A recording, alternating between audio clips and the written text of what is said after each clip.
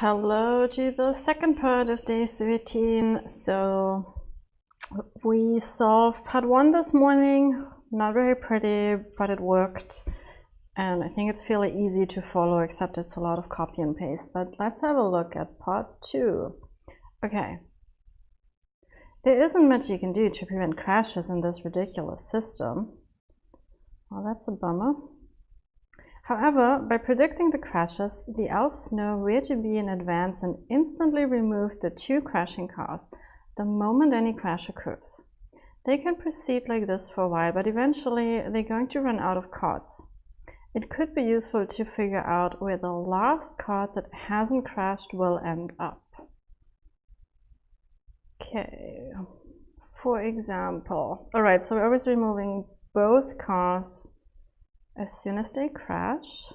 Then here's an example.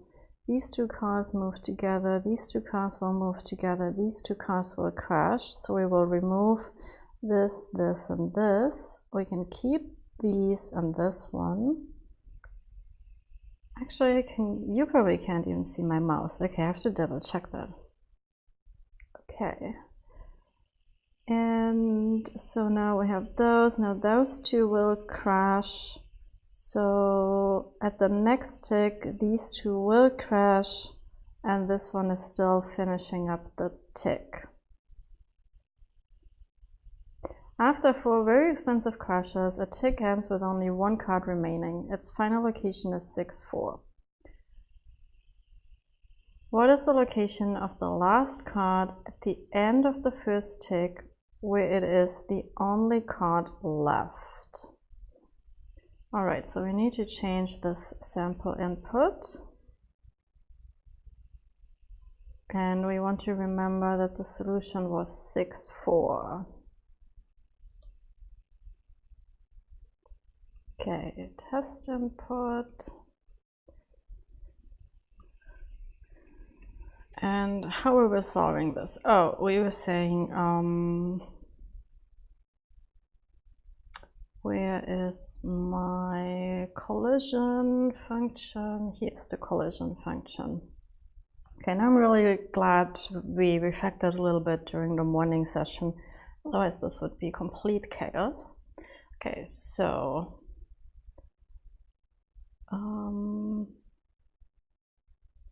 we have a collision. Now, if we have a collision, we want to remove these 2 cards, right?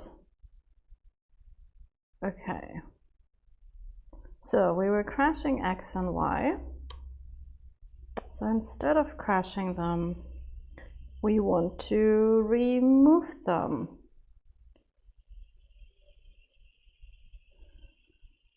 Oh, but how do we know which ones were crashing? So we have X and Y crashing. So we need to find in the ordered cards, we need to find X and Y. No, we don't need to find them. Yeah, we need to remove all of them that have ordered.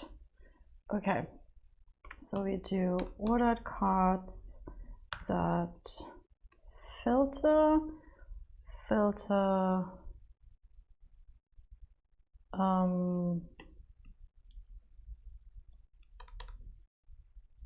ordered cards in array.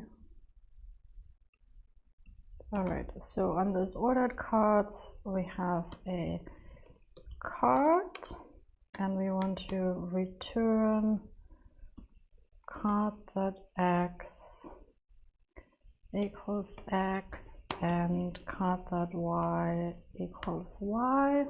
So now we're filtering all those that are the crash. So you want those where x is not equal to x or the y value is different. So one of the 2 needs to be different. And we don't want to return here. We just want to remove them. Ordered cards.sort. Okay. So node day 13. Okay, crashing a bunch of things, 54 and 45. and we want to ordered cards is equal to whatever we're filtering out here. And once we have filtered them all out, so this sort here is always a tick. So we want to say if ordered cards that length is equal to 1, console.log, and now we're logging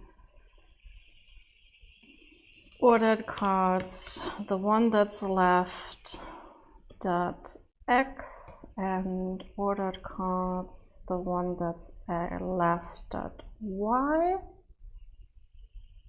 And I think then we want to return.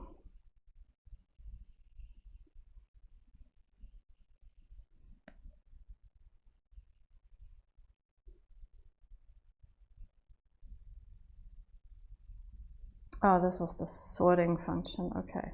Yeah, I don't really care about seeing that. And let's just take the test input to where it gets started. 6 and 4. Let's just quickly double check if that was the right solution. 6 and 4. Perfect. Okay, that wasn't too bad. But I had to run out the door this morning. And then I was biking to work, which is always a lot of fun in New York. But anyways, yeah, the biker next to me started explaining how he's been getting so many tickets and how they're really expensive. And because of the many tickets, he now cannot get a driver's license. And while he was talking, we were at a red light and he just took off across the red light. So I'm like, maybe that's why you're getting so many tickets. All right, let's see if that works. Oh, shoot, what happened?